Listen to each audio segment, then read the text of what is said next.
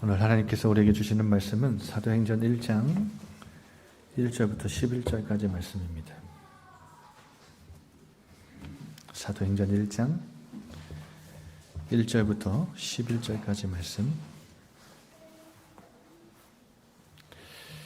우리 다 같이 한 목소리로 합독하겠습니다.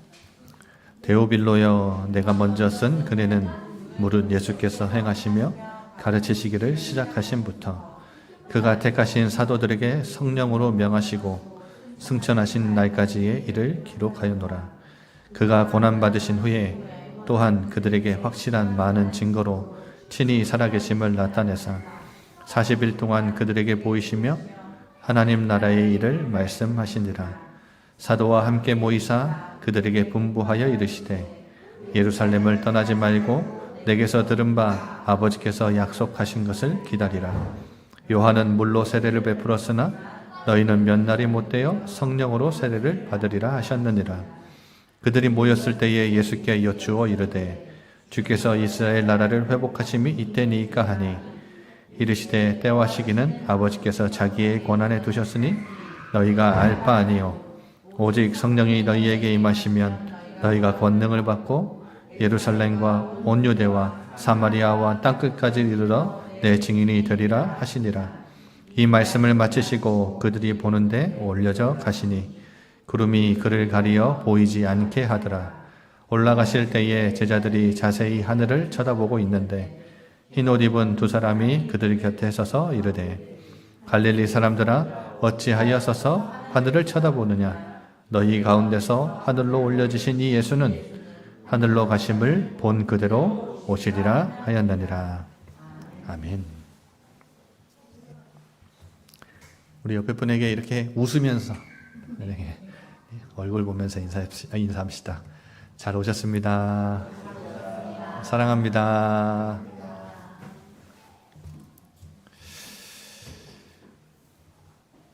여러분, 신약 성경이 대략 한 8,000절 정도 되거든요. 8,000절. 근데 이 8,000절 가운데 누가 가장 많은 구절을 썼을까요? 단연코 아마 신앙생활을 좀 해보신 분들은 목사님, 바울 서신이 13권이나 되는데 히브리서까지 하면 14권이라고. 근데 히브리서는 저자가 불분명해요. 그래서 바울이다 아니다 뭐 이런 말이 있는데 어쨌든 간에 여러분 뭐 열 몇 권이나 썼으면 바울이 제일 많이 썼지 않겠습니까?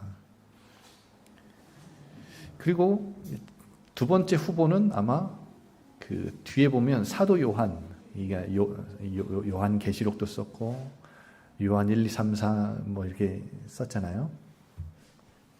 여러분 이런 거 보면 이제 권수로 보나 분량으로 보나 바울이나 요한이 제일 많이 썼을 것 같은데 그렇지 않습니다. 바울은요 2032절을 썼어요. 페이지 수로 153페이지입니다. 그런데 누가는 2157절을 썼어요.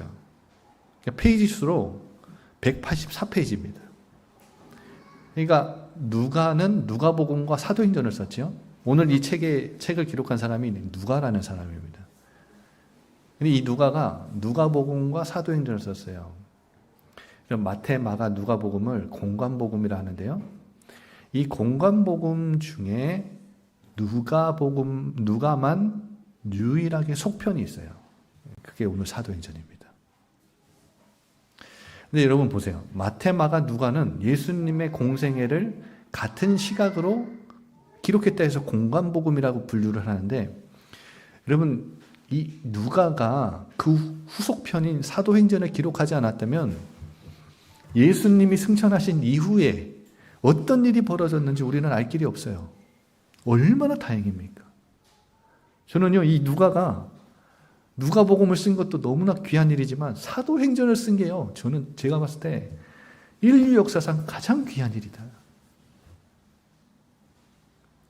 여러분, 누가복음, 이게 마태, 마가, 누가 이 공관복음은요, 구약의 약속을 예수 그리스도로 연결을 해줘요. 구약의 모든 하나님의 약속이 예수 그리스도 안에서 성취됐다. 그런데 사도행전은 이 예수 그리스도의 약속이 초대교회로 연결해 줘요. 신약으로 연결을 해줍니다. 여러분, 누가복음은 하나님 나라가 예수님 안에서 이렇게 시작됐다, 태동됐다. 그런데 사도행전은요, 이 하나님 나라의 운동이 이렇게 전개되고 확산됐다.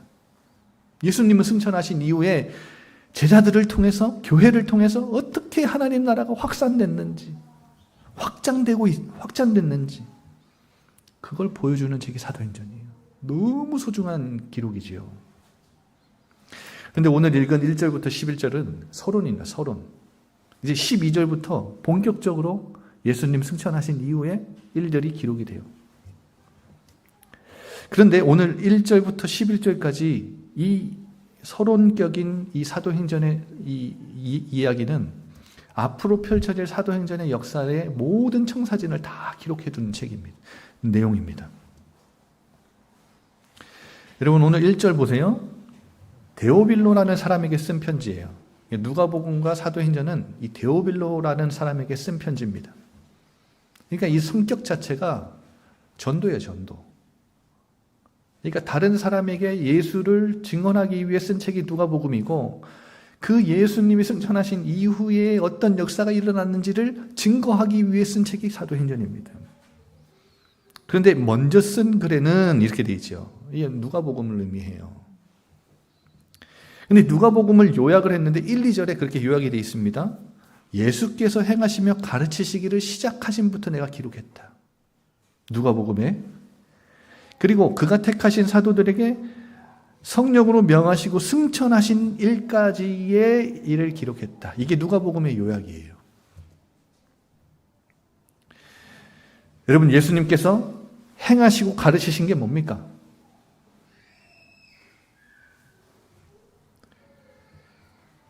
마가복음 1장 15절에 보면 예수님이 가장 먼저 이 땅에 오셔서 말씀을 선언하시고 시작하시는데, 여러분, 아까 말씀드린 마태, 마가, 누가복음, 이 공간복음은 가장 먼저 쓰여진 책이 마가복음이에요. 마가복음을 참고해서 마태도 누가도 책을 썼을 겁니다. 근데 마가복음 1장 15절에 예수님의 사역, 예수님의 말씀 선언을 가장 먼저 시작하시고 사역을 시작하시는데 1장 15절에 그 예수님의 입을 딱 떼시고 공적인 사역의 말씀 시작이 나오는데 뭐가 나오냐면, 때가 찼고 하나님 나라가 가까이 왔으니 회개하고 복음을 믿으라. 이게 예수님의 가장 첫 마디예요. 여러분, 예수님의 행하심과 가르치심은 무슨 말이냐? 예수님은 오시자마자, 사역을 시작하시자마자 하나님 나라에 대해서 말씀하셨어요. 그러니까 제가 말씀드리고 싶은 게 뭐냐면, 예수님의 행하심과 가르치심은 뭐냐면, 예수님의 오심은 하나님 나라의 시작이고, 예수님의 사역은, 그가 행하심은 당신이 하나님 나라의 왕이라는 것을 증명하시는 사건들이에요. 사역들이었어요. 그리고 하나님 나라에 대해서 가르치셨어요. 그리고 3절에 보세요. 40일 동안 그들에게 보이시며 하나님 나라의 일에 대해 말씀하셨다. 여러분, 예수님이 사역을 시작하시면서 하나님 나라에 대해서 말씀하시고, 예수님의 공생의 사역은 하나님 나라를 이 땅에 본인이 가져오셨다는 것을 직접 보여주신 거고, 마지막 이제 남은 승천하시기 직전에 제자들과 함께하는 40일, 육신을 입고 40일 동안 함께 하시는 그 기간에도 뭘 가르치셨다고요? 하나님 나라를 가르치셨다. 그래서 예수님 이야기는 하나님 나라 이야기예요. 이걸 분리할 수가 없습니다.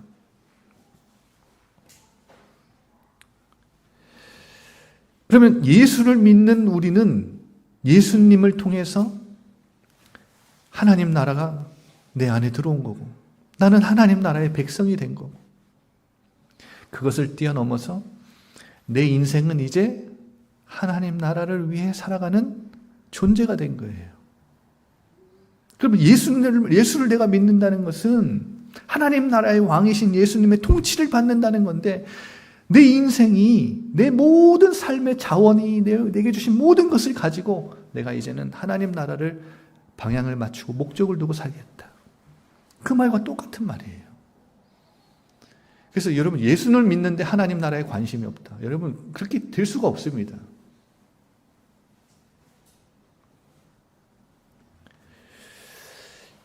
그런데 오늘 우리가 주목하고 싶은 건 2절이에요.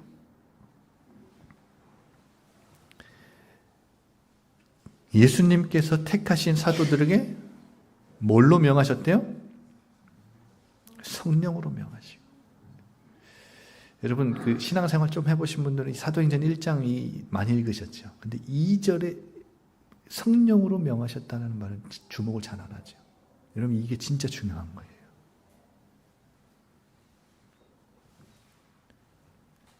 여러분, 다시 묻습니다. 예수님께서 행하시고 가르치신 일을 기록한 책이 누가복음인데, 부활하신 예수님이 제자들을 가르치신 방식이 뭘로 가르치셨대요? 성령으로 말씀하시고 성령으로 가르치셨대요. 여러분, 이게 사도행전을 기록한 누가의 가장 중요한 표현입니다. 왠지 아세요, 여러분? 이제 예수님은 승천하실 거예요. 그런데 승천하시고 나서 끝이 아니라는 말입니다. 승천하신 이후에 예수님은 아버지께서 약속하신 성령을 받아서 제자들에게 이 교회 공동체에 보내신 다음에 하나님 보좌 우편에서 만물을 통치하시는 그 예수님이 무엇으로 말씀하시고 무엇으로 역사하시느냐? 성령으로 말씀하시고 성령으로 역사하신다. 여러분, 예수님은 눈에 안 보인다고 끝나는 게 아닙니다. 말씀하시는 방식이 달라졌을 뿐이지 예수님은 지금도 만왕의 왕으로 하나님 보좌 우편에 앉아 계시고 살아 계시고 그분이 이 세상을 통치하시는데 무엇으로 통치하시고 무엇으로 역사하시느냐? 예전에는 육신 제자들과 함께하는 육신으로 말씀하시고 명령하셨다면 사도행전은 성령으로 명하셨다. 이거를 주목하기 위해서 예수님의 통치는 승천하셨다고 끝이 아니다. 그 말을 하고 지금 하고 있는 거예요. 그래서 여러분, 누가복음은 예수님이 하나님 나라를 이 땅에 가져오신 지상의 왕으로 표현하고요. 사도행전은 천상의 왕으로 표현하는 거예요. 여러분, 부활 승천하신 우리 주님의 사역은 끝나지 않았습니다. 그는 지금도 성령으로 역사하고 계세요. 남겨진 제자들은 이제 육체로 이 육신의 눈으로 예수님을 뵙지 못해요. 그러면 이제는 누구를 의지해야 된다는 말입니까?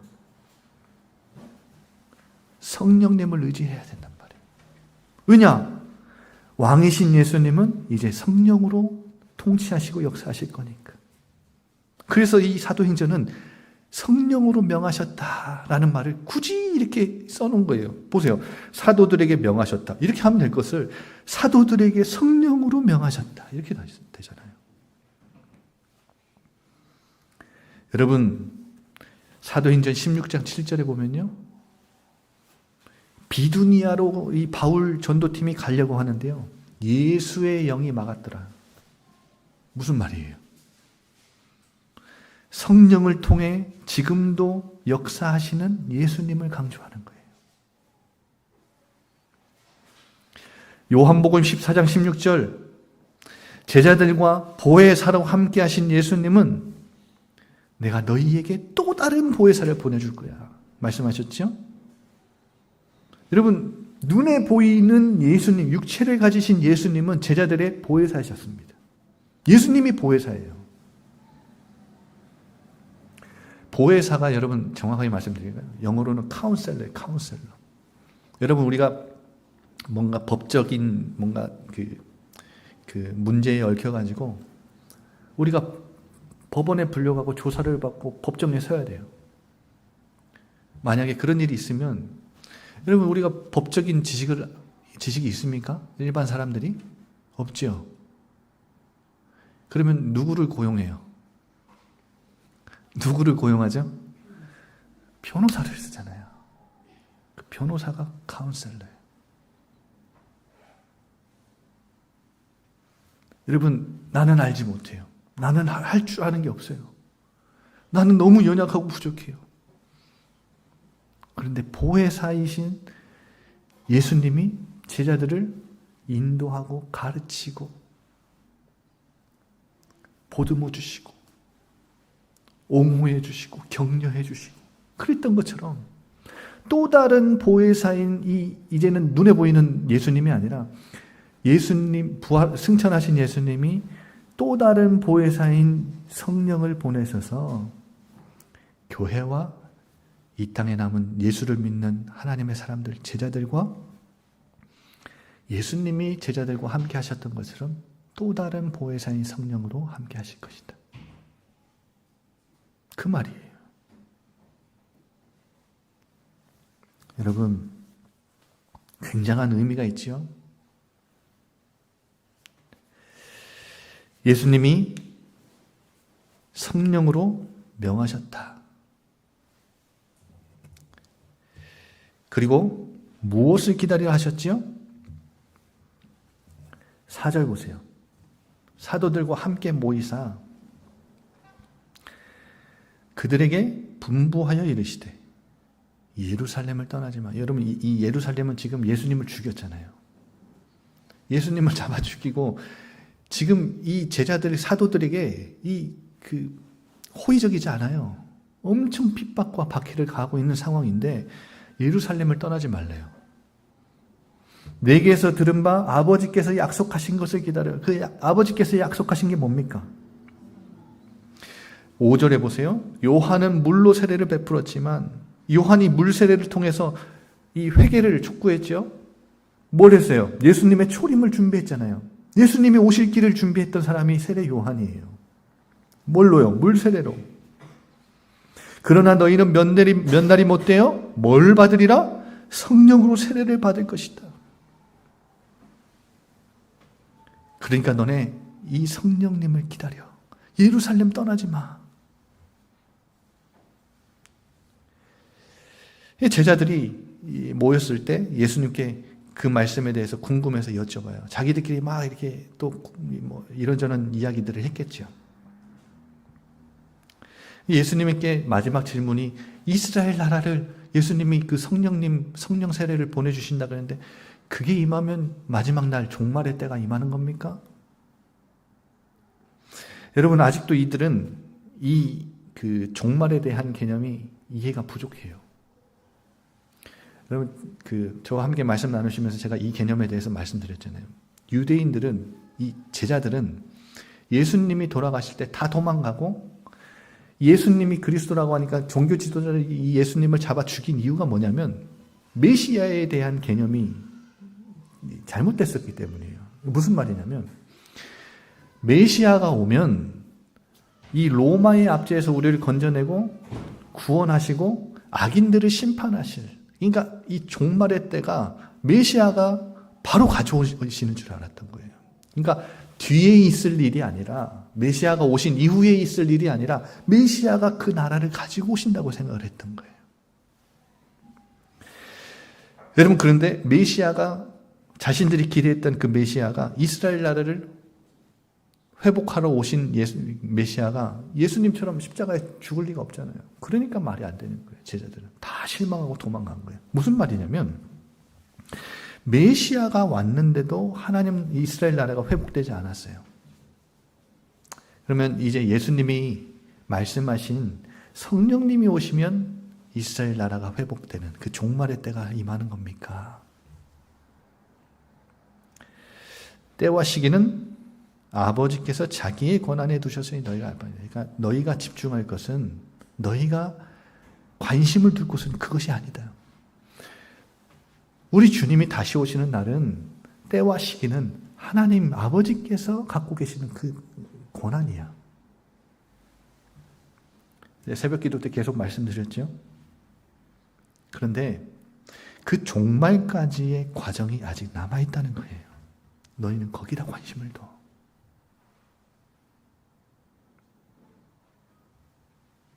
그것을 깨어 준비해. 예수님이 가져오신 하나님 나라는 완성 때까지, 그 종말의 때까지 아직 과정이 남아있다는 거예요. 그 과정 중에 어떤 역사가 일어날 거냐? 8절입니다. 앞에 성령으로 말씀하셨다고 이 누가가 기록했지만 두 번째로는 제가 주목하고 싶은 게 이거예요. 성령 세례를 기다리라. 이들이 또 딴 얘기 하니까 예수님, 오직 성령이 너희에게 임하시면 너희가 권능을 받게 될 건데 예루살렘과 유대와 사마리아 땅끝까지 이르러 내 증인이 될 거야. 이 종말 때까지 과정이 아직 남아있어. 너희는 여기다 관심을 둬. 복음의 말씀이 전달되는 이 과정 이후에, 많은 이들에게 복음이 전달된 이후에, 온 천하 만민에게 복음이 전달된 이후에 그때 끝이 오는 거야. 그래서 여러분, 이 본문의 핵심은 증인됨이 아닙니다. 성령님의 임하심이에요. 여러분, 성령님의 강림 이후에 증인이 되는 거지, 우리는 내가 어떻게 하면 증인이 될까? 거기에다 관심을 둘 필요 없어요. 증인됨은요, 성령님의 임재와 충만과 역사의 결과일 뿐이에요.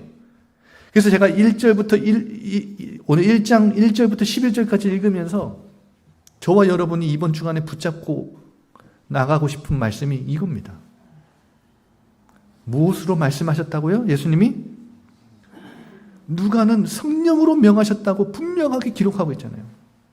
예수님의 통치는 지금도 성령으로 계속되고 있다. 두 번째가 뭐예요? 무엇을 기다리라고요? 성령을 기다리라고. 그러니까 한마디로 예수님 부활하시고 승천하시기 전까지 하나님 나라의 일을 말씀하시는데 무엇을 가장 강조하셨냐? 무슨 얘기만 하고 가셨냐? 핵심은 성령님이다. 성령님만 얘기하고 가신 거예요. 이게 전부니까. 사도행전 2장에 교회가 어떻게 시작됐습니까? 성령님이 임하시면서 시작됐잖아요. 그래서 여러분, 사도행전은 우리에게 지리적인 확장을 보여줘요. 예수님이 이거 청사진을 말씀해 주신 대로 8절처럼 예루살렘, 유대, 사마리아 땅끝까지 복음이 확장되는 지리적인 확장을 보여줘요. 그게 1장 12절부터 8장 1절까지 나오고요. 8장 2절부터 12장 25절까지 유대와 사마리아까지 복음이 전달되죠.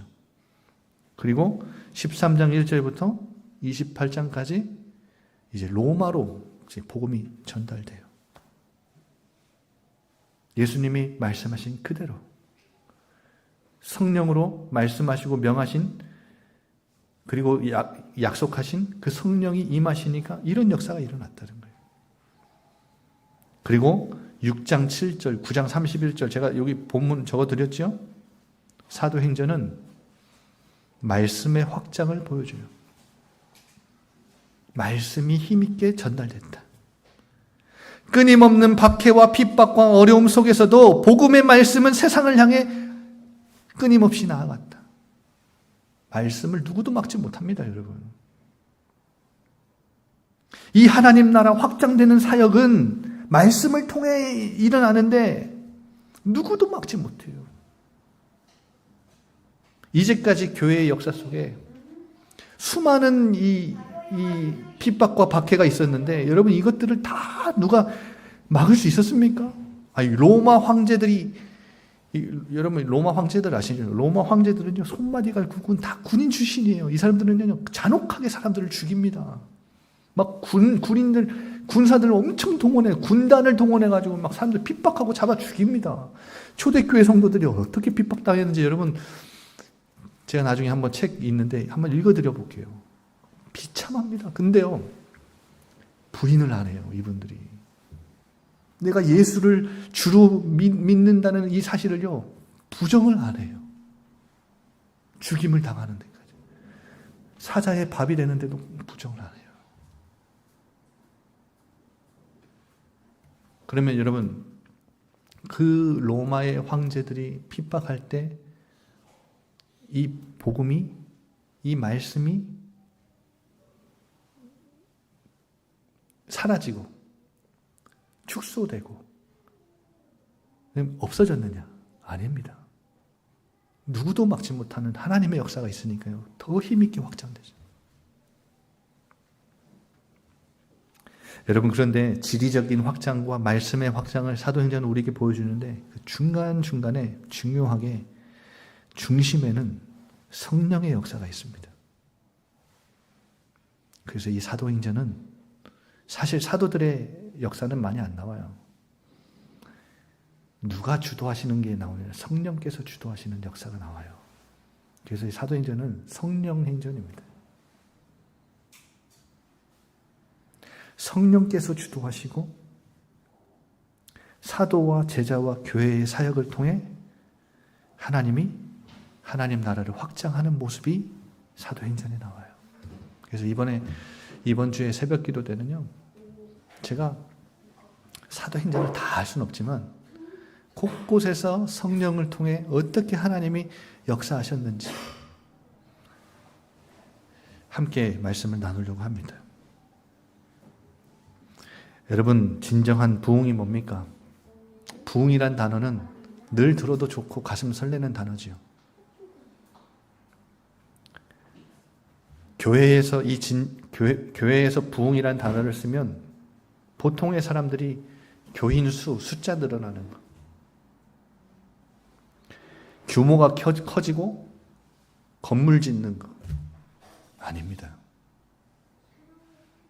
진짜 부흥은 숫자 늘어나거나 건물이 커지는 게 아닙니다.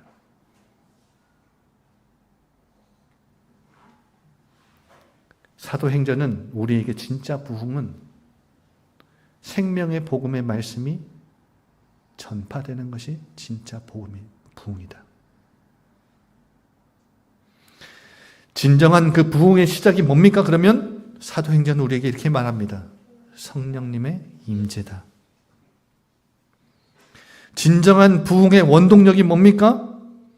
성령의 역사와 성령의 인도다. 그래서 성령 충만한 제자들을 통해 하나님이 어떻게 성령께서 어떻게 역사하셨는지를 보여주는 책이 사도행전입니다. 여러분, 교회다운 교회가 되는 조건은 단 하나입니다.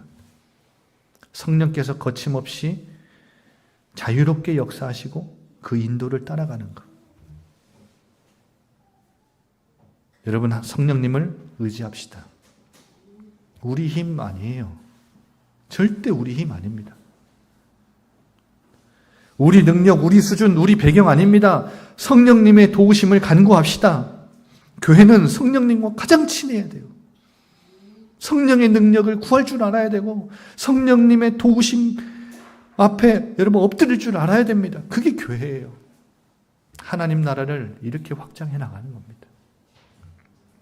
여러분, 하나님 나라 확장은 우리 힘과 우리 능력 수준으로 하는 거 아니에요.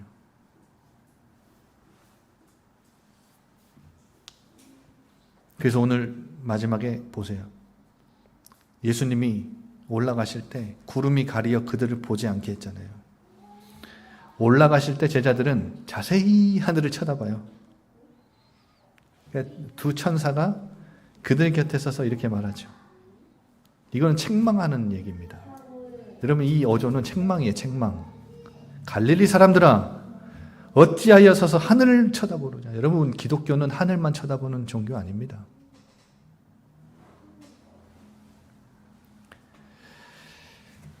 부활 승천하사 하나님 보좌 우편에서 성령으로 통치하시고 역사하시는 이 땅에서 하나님 나라를 확장해 나가는 이 사역을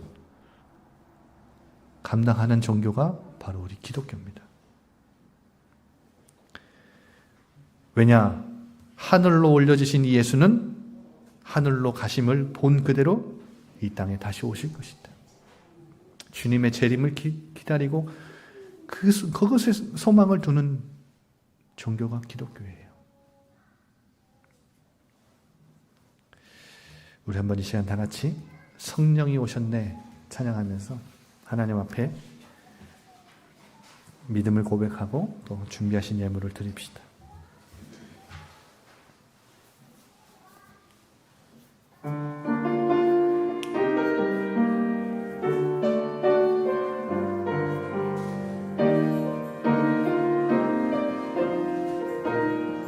허무한 시절 지날 때, 허무한 시절 지날 때, 기쁜 한숨 내쉴 때, 그런 풍경 보시며 단식하는 분 있네. 고와 같이 너희를 버려두지 않으리. 내가 너희와 영원히 함께하리라. 성령이 오셨네. 성령이 오셨네. 성령이 오셨네. 내 주에 보내신 성령이 오셨네. 우리 인생 가운데 친히 찾아오셔서 그 나라 꿈꾸게 하시네. 다시 한 번 더. 허무한 시절 지날 때, 허무한 시절 지날 때, 기쁜 한숨 내쉴 때, 그런 풍경 보시며 단식하는 분인데, 고와 같이 너희를 버려두지 않으리. 내가 너희와 영원히 함께하리라. 성령이 오셨네. 성령이 오셨네. 성령이 오셨네. 내 주에 보내신 성령이 오셨네. 우리 인생 가운데 친히 찾아오셔서 그 나라 꿈꾸게 하시네. 억눌린 자 갇힌 자, 억눌린 자 갇힌 자, 자유함이 없는 자, 피난처가 되시는 성령님 계시네. 주의 영이 계신 곳에 참 자유가 있다네. 진리의 영이신 성령이 오셨네. 보혜사이신 성령님이 오셨습니다.